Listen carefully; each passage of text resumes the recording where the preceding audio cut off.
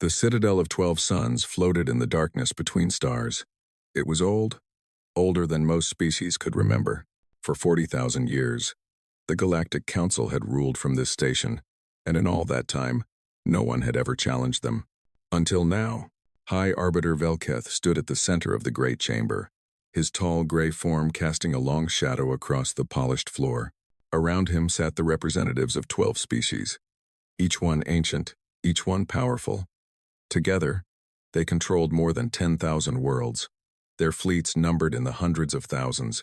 Their technology had been refined over millennia.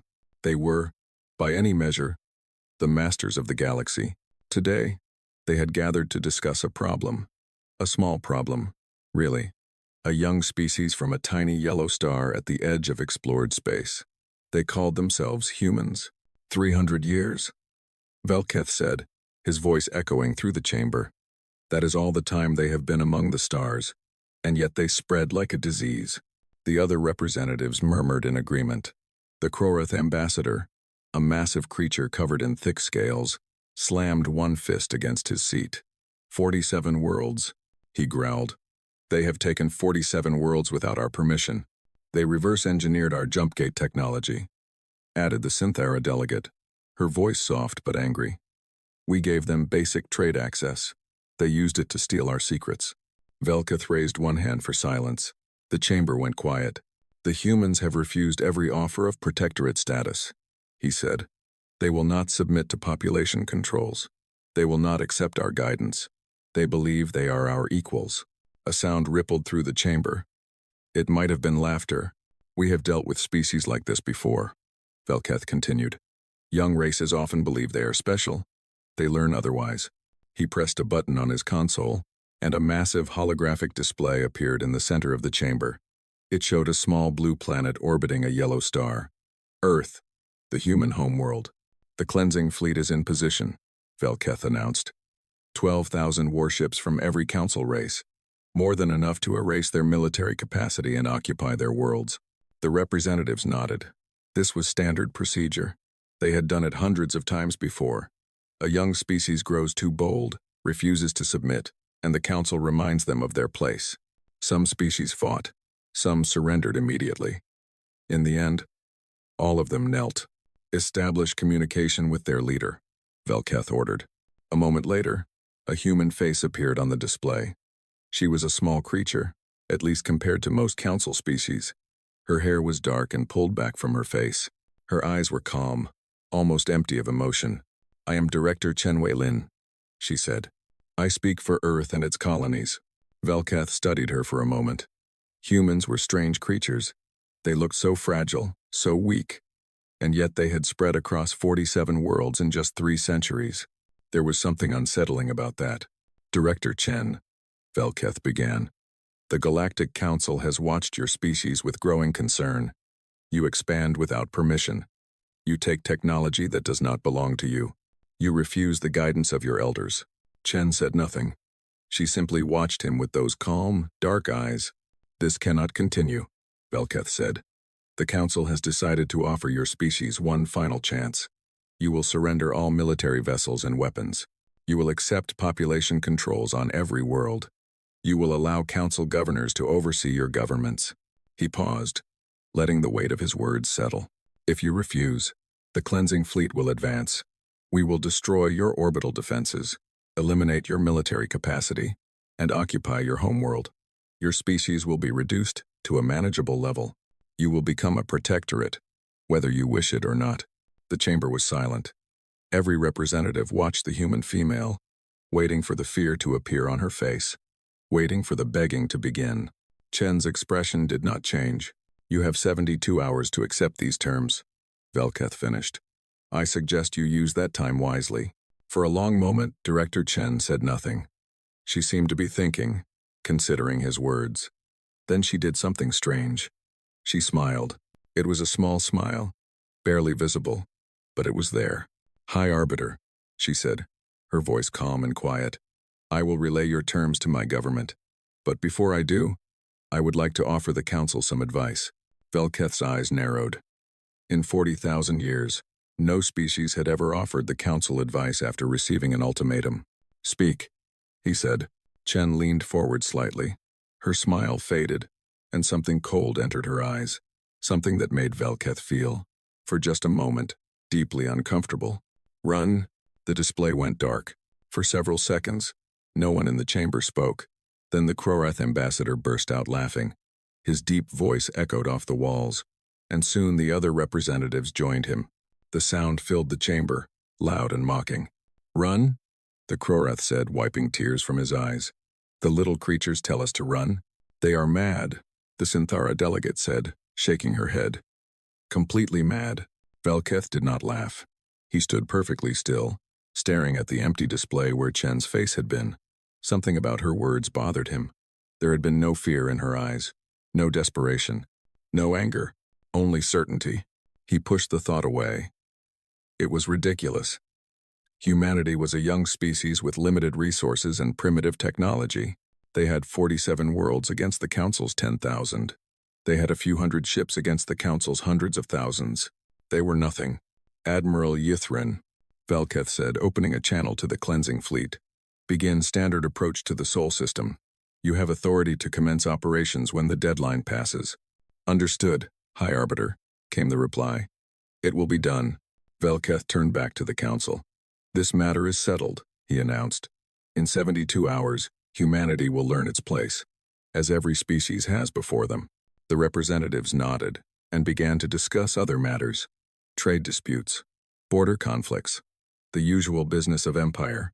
None of them noticed that the station's external sensors had detected something strange. A small energy fluctuation, barely visible, at the edge of the Citadel's defensive perimeter. It was gone as quickly as it appeared, dismissed by the automated systems as background radiation. Deep in the void between stars, Director Chen Weilin stood on the bridge of a ship that did not officially exist.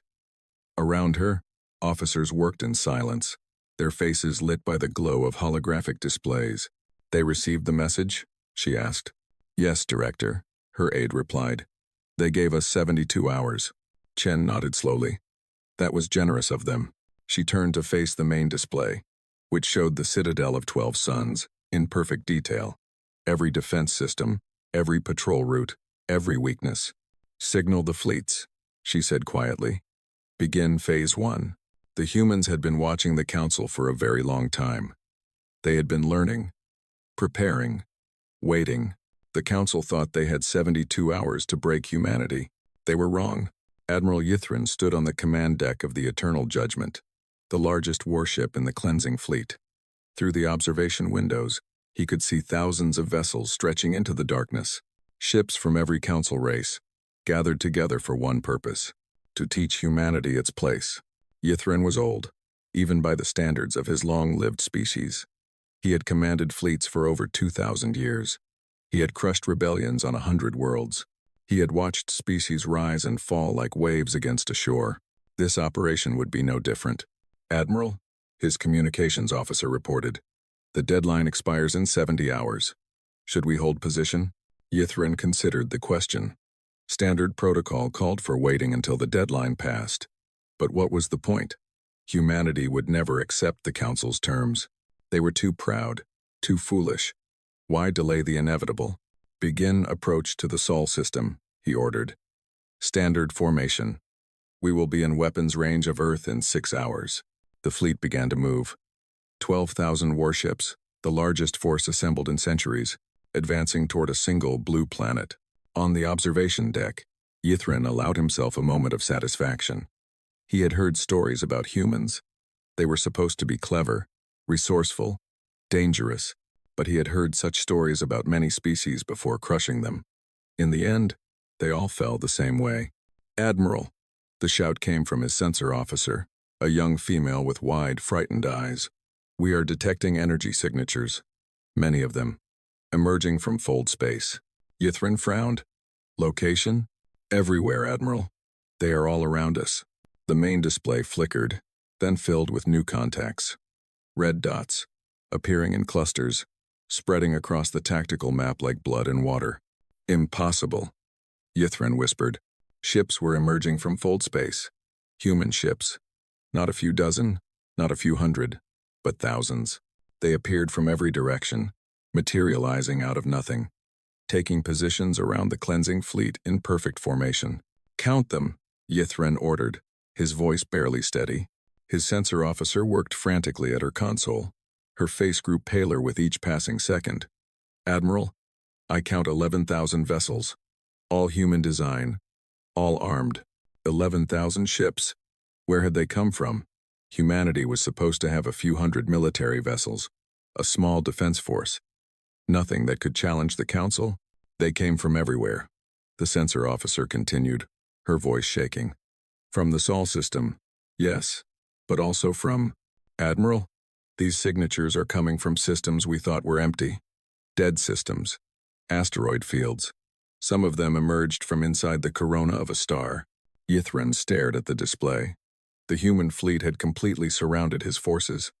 They held position just outside weapons range, silent and motionless. They were hiding, he realized. All this time, they were hiding, building ships in places we would never look. "Admiral, what do we do?" Yithrin had no answer. In 2,000 years of command, he had never faced a situation like this. The humans had not only matched his fleet, they had nearly equaled it, and they had done so without the Council ever knowing. "Open a channel," he ordered. "All frequencies." The communication officer worked his console. "Channel open, Admiral. Human fleet.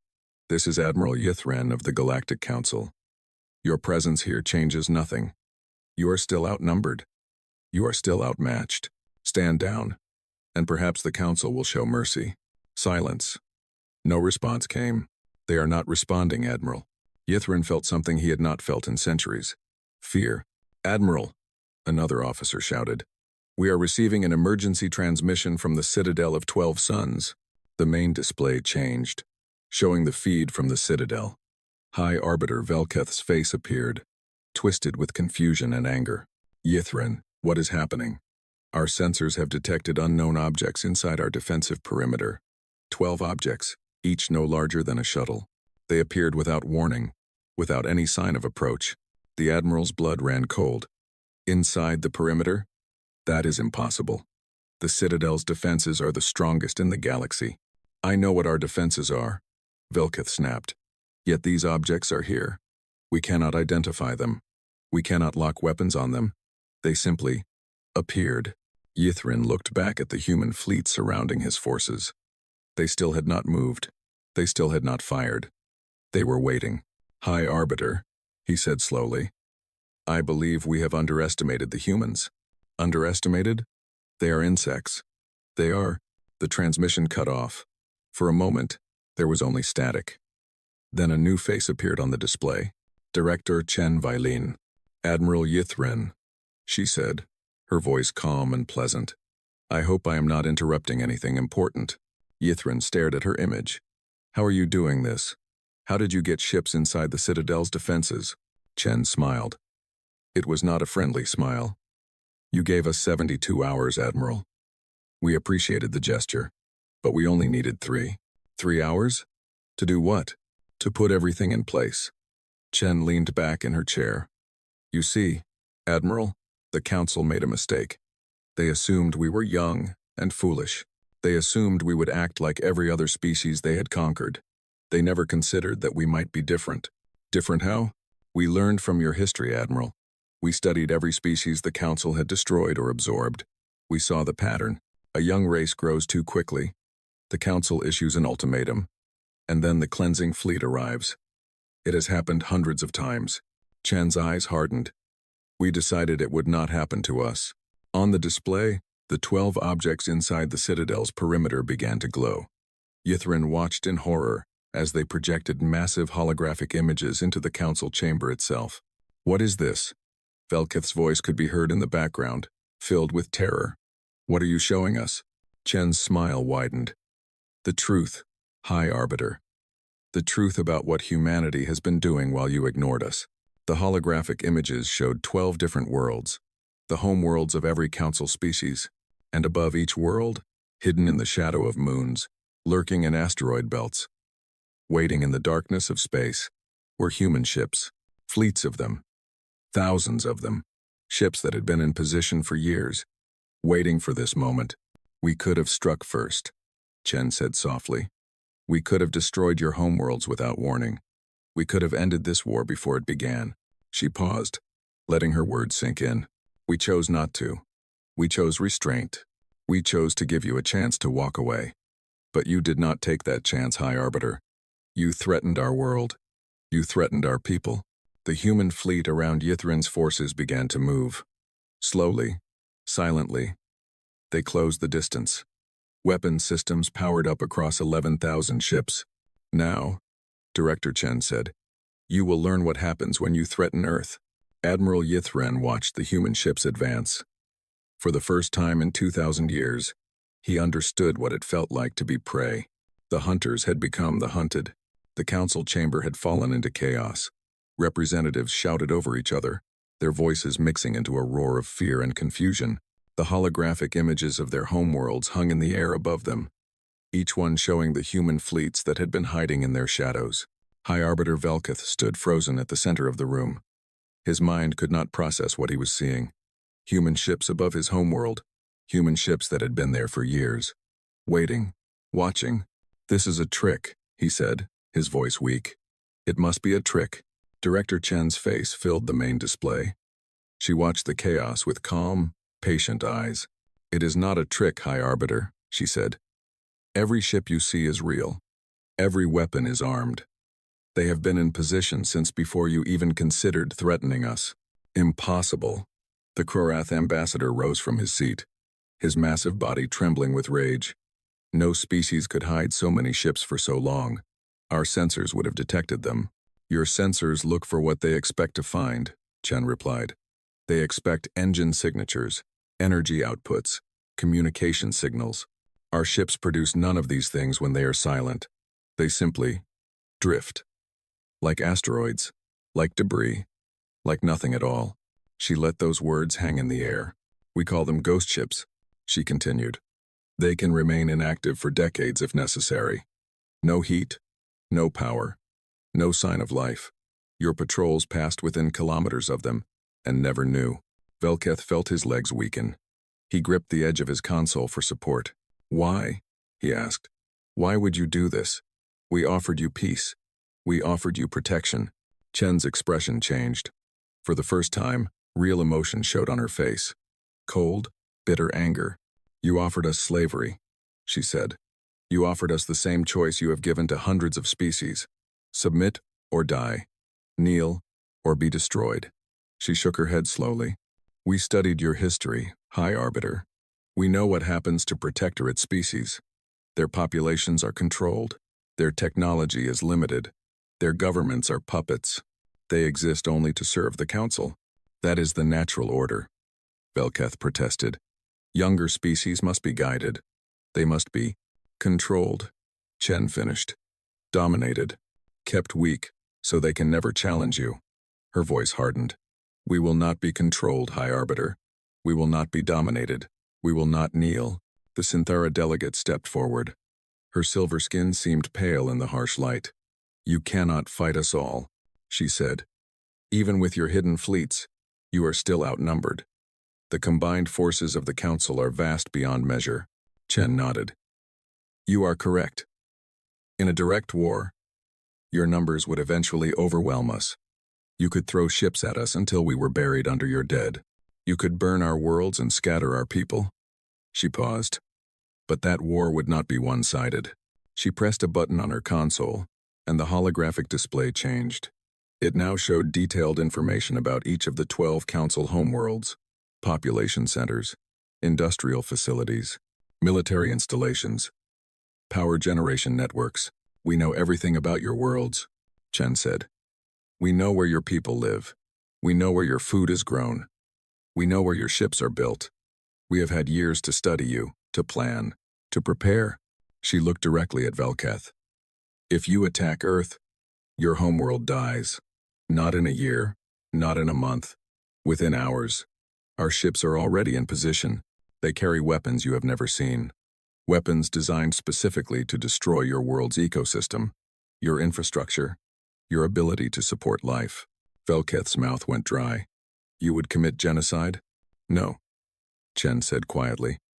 That is what you threaten to do to us. We do not target civilians. We target systems. Your atmospheric processors, your water purification, your power grids.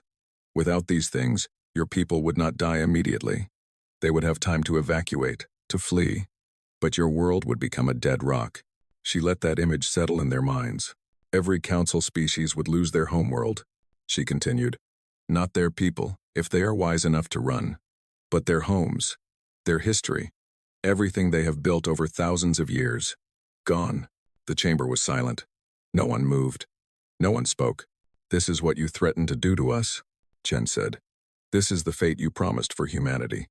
We are simply showing you that we can deliver the same fate to you. The difference is that we choose not to. We choose to give you a way out. Velketh found his voice. What do you want? I want the cleansing fleet to stand down. I want the council to withdraw its ultimatum. I want humanity to be left alone. And if we refuse, Chen's expression did not change. Then we will demonstrate that our weapons work. We will choose one of your homeworlds, not the most populated one, and we will show you what happens when we stop being patient. You would destroy an entire world just to make a point? We would remove one world from the war to prevent the loss of all worlds. Chen replied, including Earth, including your world, High Arbiter. We are not cruel, but we are not weak. We will do what is necessary to protect our people. Velketh turned to face the other council members. Their faces showed the same fear he felt, the same terrible understanding. They had thought they were hunters, chasing helpless prey. They had never imagined that the prey might have teeth. High Arbiter, the Synthera delegate whispered, perhaps we should discuss. There is nothing to discuss. The Krorath ambassador slammed his fist against his seat. We are the Galactic Council. We do not negotiate with insects. Those insects have ships above your homeworld, Chen said calmly. They have weapons pointed at your cities, your families. The Krorath fell silent. His scales seemed to lose their color.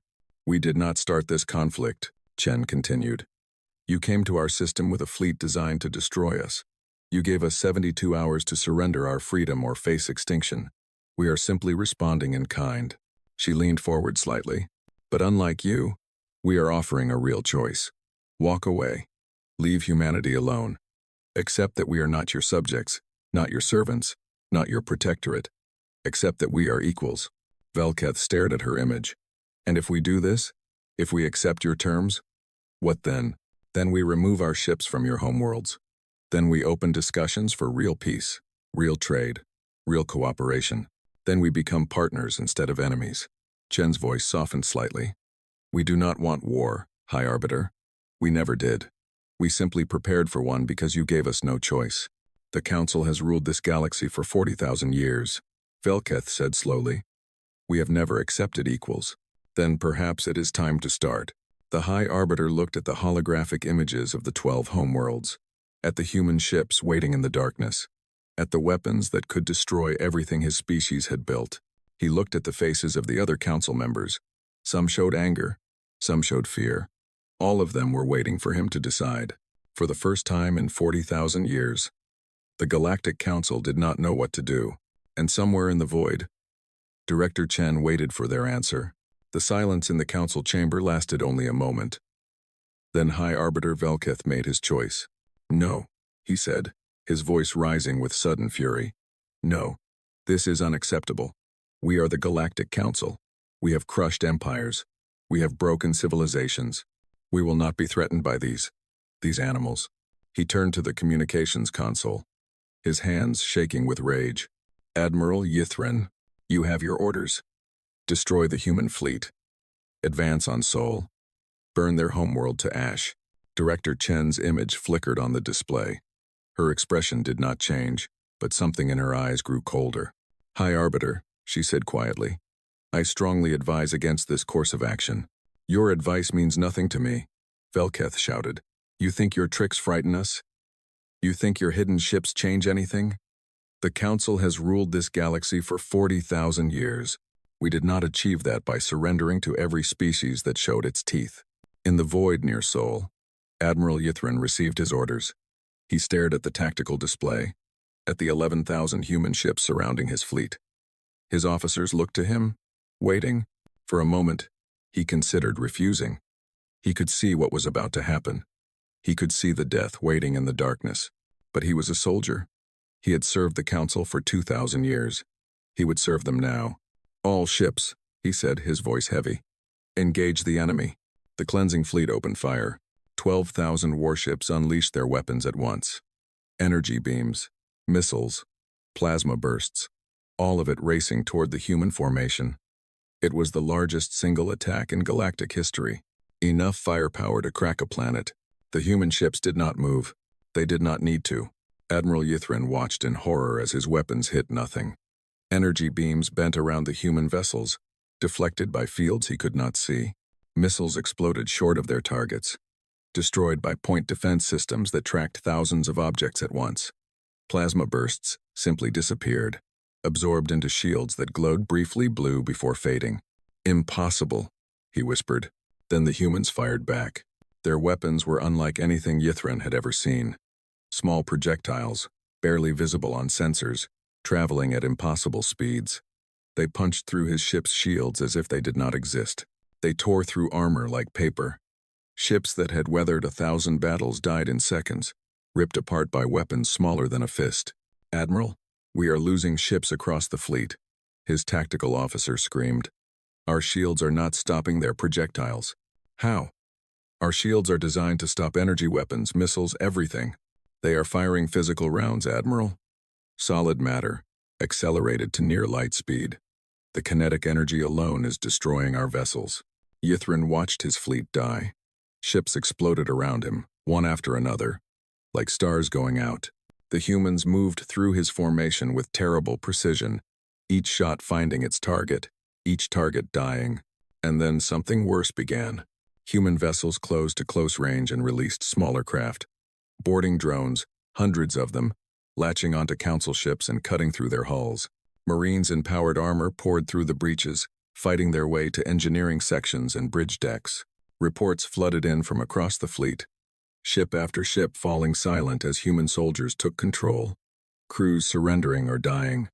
Vessels that had served the Council for centuries becoming prizes of war. "They are not just destroying us," Ythrin realized. "They are capturing us. They are taking our ships." The battle, if it could be called that, lasted 9 minutes. When it was over, the cleansing fleet no longer existed. Some ships had been destroyed. Many more had been captured. A few had managed to flee, jumping to fold space before the humans could reach them. Admiral Ythrin's flagship was among the last to fall. Human Marines breached the bridge, their armor scarred from fighting through dozens of decks. Ythrin faced them without fear. He was old. He had lived long enough. "You fight well," he said to the human officer who approached him. "Better than any species I have faced." The officer removed her helmet. She was young, with short, dark hair and eyes that held no hatred, only determination. "We had good teachers," she said. "Your history taught us everything we needed to know. What happens now? Now you send a message to the Citadel. Tell them what happened here. Tell them what we can do." Ythrin nodded slowly. He activated his personal communicator, knowing the Council was listening. "High Arbiter," he said, his voice tired and broken. "The fleet is lost. The humans destroyed or captured nearly every ship. Their weapons, their tactics, their technology. We have never faced anything like this." Velketh's response was a scream of rage. "Then they will pay. We will send more ships. You will send them to die." Ythrin interrupted. "As I have died. As my crews have died. High Arbiter, I have fought for 2,000 years. I have never seen soldiers like these. They fight as if they have been preparing for this their entire existence." The human officer watched him without expression. "They knew our tactics," Ythrin continued. "They knew our weaknesses. Every move we made, they had already planned for. Every weapon we fired, they had already countered. This was not a battle, High Arbiter. It was an execution." In the Council chamber, Velketh's face had gone pale. The other representatives stared at the display in stunned silence. The greatest fleet in galactic history, destroyed in 9 minutes. Director Chen's image reappeared on the screen. She looked at the Council members one by one, studying their faces. "The cleansing fleet no longer exists," she said. "The ships we captured will be returned to you eventually. The crews who surrendered will be treated well and sent home when this is over. We do not want your people, High Arbiter. We do not want revenge. Then what do you want? Velketh asked, his voice barely a whisper. I already told you. We want to be left alone. We want equality. We want the Council to understand that humanity is not prey to be hunted. She paused. But I see now that words are not enough. You needed a demonstration. A demonstration? The fleet was part of it, but only part. Chen's expression hardened. There is one more thing you need to see. The holographic display in the council chamber changed. It showed the citadel of 12 suns from an external view. The ancient station floated in darkness, its lights glittering like jewels. Then small shapes became visible. Ships, emerging from the shadows. Human ships, surrounding the station. The citadel's defenses are now under our control, Chen said. Our infiltrators reached your command systems hours ago. The station cannot fire. It cannot call for help. It belongs to us. Velketh looked around the chamber wildly. The exits were sealed. Council guards were slumped against the walls, unconscious or dead. How? He demanded. How did you get people inside? They have been here for weeks, Chen replied. Waiting, watching, learning your routines, your passwords, your secrets.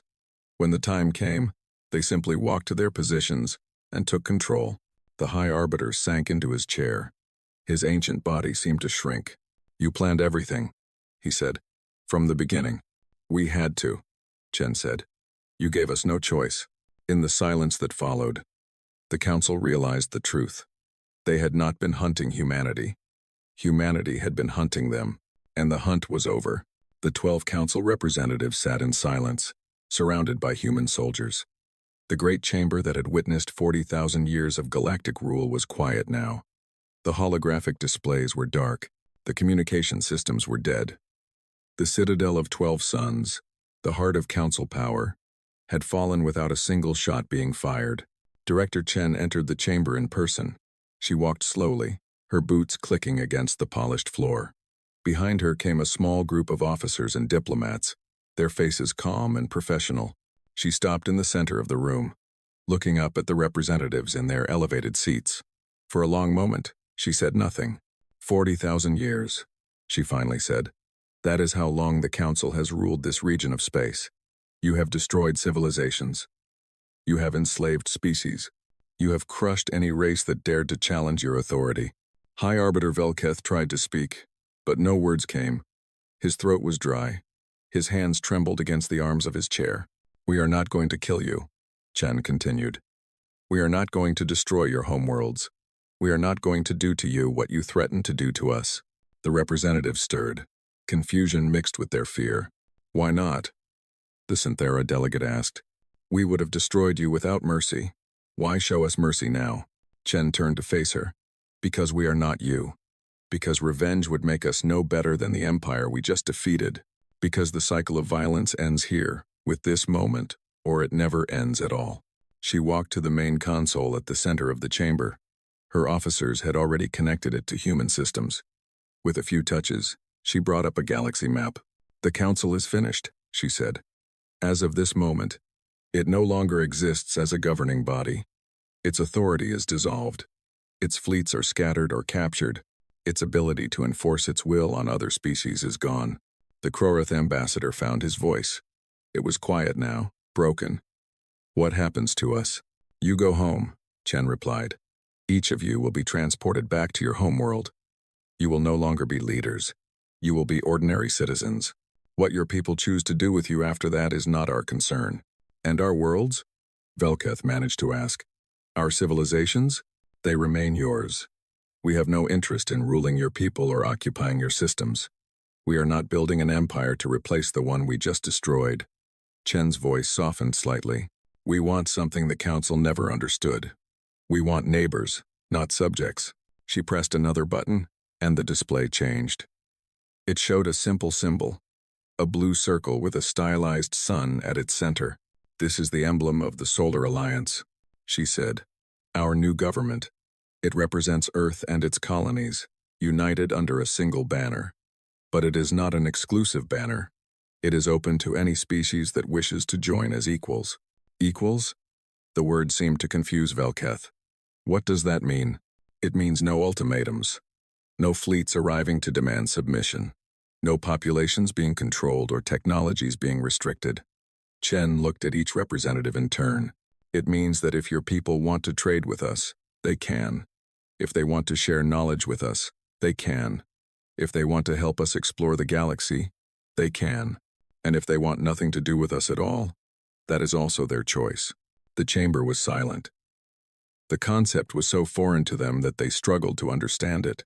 This is a trick, the Krorath said, but there was no conviction in his voice. You will wait until we are weak, then you will attack. We had ships above your homeworld for 3 years, Chen reminded him. If we wanted to destroy you, we could have done so at any time. We chose not to. That choice still stands. She stepped back from the console and faced the council one last time. The galaxy you knew is over, she said. The rule of the strong over the weak, the old over the young, the many over the few. That age is ending. A new age is beginning, an age where species are judged not by their power, but by their actions, not by their age, but by their character. She paused, and when she spoke again, her voice was harder. But understand this, the Solar Alliance is not weak. We will defend ourselves and our allies against any threat. Any species that attacks us, any empire that tries to conquer us, will face the same fate as your cleansing fleet. We do not start wars, but we end them. The representatives were led away one by one. Human soldiers escorted them to waiting shuttles, which would carry them back to their homeworlds. Some went quietly, accepting their fate. Others had to be carried, too shocked to walk. High Arbiter Velkith was the last to leave. He stopped at the chamber door and looked back at Director Chen. You could have ruled the galaxy, he said. With your ships, your weapons, your soldiers. You could have taken everything. Chen shook her head. Ruling the galaxy was your dream, High Arbiter, not ours. We only want to live in it. Velkith stared at her for a long moment. Then, slowly, he nodded. Perhaps, he said quietly. We chose the wrong species to threaten. He turned and walked away, disappearing into the corridor beyond. The announcement went out across every communication channel in the galaxy. Director Chen's face appeared on screens from the core worlds to the outer rim. She spoke in simple, clear language that could be translated into any tongue. The Galactic Council has fallen. Its authority is dissolved. Its fleets are no more. The species it ruled are free to determine their own futures.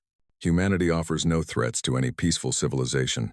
We seek trade, cooperation, and the exchange of knowledge. We believe that the galaxy is large enough for all species to prosper together, without one dominating the others. But we also remember what happened today. We remember that the Council threatened our world with extinction. We remember that they gave us 72 hours to surrender our freedom or face death. We will never forget. Any power that threatens Earth or her allies will face the full strength of the Solar Alliance. We do not make this threat lightly. We do not make it from anger. We make it from the cold, clear understanding that peace must be defended, or it cannot exist at all. The choice is yours. Join us as partners. Leave us in peace. Or test our resolve and learn what the Council learned today. The transmission ended. Across 10,000 worlds, species that had lived under Council rule for millennia looked up at their skies. Some felt fear, uncertain what this new power would bring. Some felt hope, imagining a future without the Council's boot on their necks. Some felt curiosity, wondering what these strange, bold creatures called humans would do next. In the Citadel of 12 Suns, now renamed the Solar Citadel, Director Chen stood at a window and watched the stars. Her work was far from finished. There would be challenges ahead. Former Council supporters who refused to accept the new order, species that saw opportunity in the chaos, threats from beyond known space. But humanity had proven something today. They had proven that the oldest power in the galaxy could fall. They had proven that size and age and tradition meant nothing against preparation and will.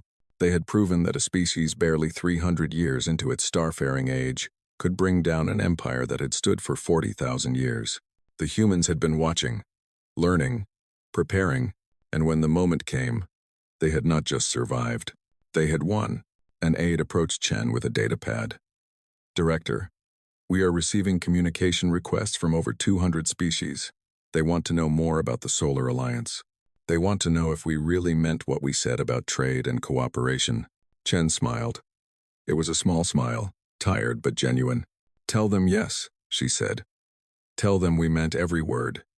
Tell them the future is beginning today, and everyone is welcome to help build it. She turned back to the window, watching the ships move through the darkness. Human ships. Now, flying through spaces that had never known human presence before. The galaxy was vast. There was room for everyone, and humanity intended to make sure it stayed that way.